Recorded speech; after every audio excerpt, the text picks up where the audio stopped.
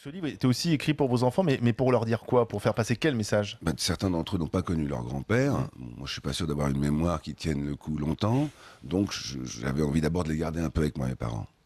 Et puis, j'avais envie de dire à mes petits garçons, là, qui ont 7 et 4 ans, voilà, qui était votre grand-père. C'était un personnage fantastique. Et si ce type, et parfois des copains me disent, j'aurais bien aimé le connaître, ce type-là, j'aurais bien aimé être copain avec lui. Et ils ont raison, parce que moi j'ai adoré ce type, qui était drôle, qui était d'une gentillesse.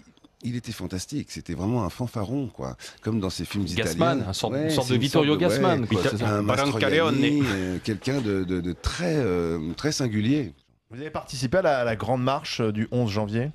Oui, mais j'ai cherché ma place et j'ai trouvé que ma place, elle était parmi les anonymes. Je trouvais que c'était le grand portrait de la France vu d'en haut, avec ces gens qui sont ensemble, sans pour autant parler, faire des déclarations, mais juste être là.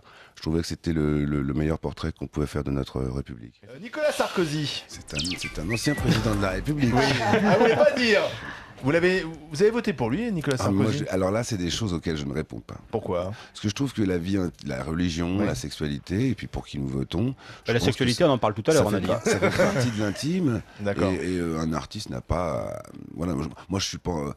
Quand je travaille avec mes jeunes camarades autistes avec lesquels j'étais hier matin, je leur demande pas si leurs parents sont de droite ou de gauche, ça m'intéresse pas. Ce qui m'intéresse, c'est eux. Et moi, ce qui m'intéresse, c'est les gens. Après, pour qui ils votent, c'est leur problème. Mais quand je fais un spectacle, je demande pas à chacun, quand il rentre, s'il a voté. En tout cas, vous votez. Je sais pas.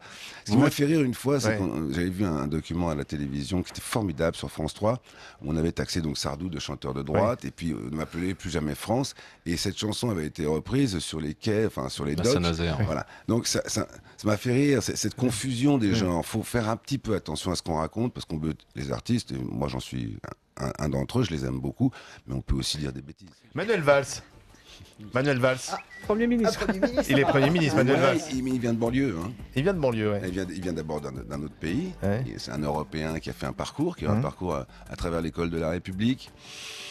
J'aime bien la ville dans laquelle il était maire, je crois. Hein. Évry. Oui, c'est une région que j'aime bien. L'Essonne, oui. C'est de l'Essonne, l'Essonne, c'est mon pays d'origine, c'est ma patrie. Voilà, je le trouve digne et je trouve qu'il assure pas mal.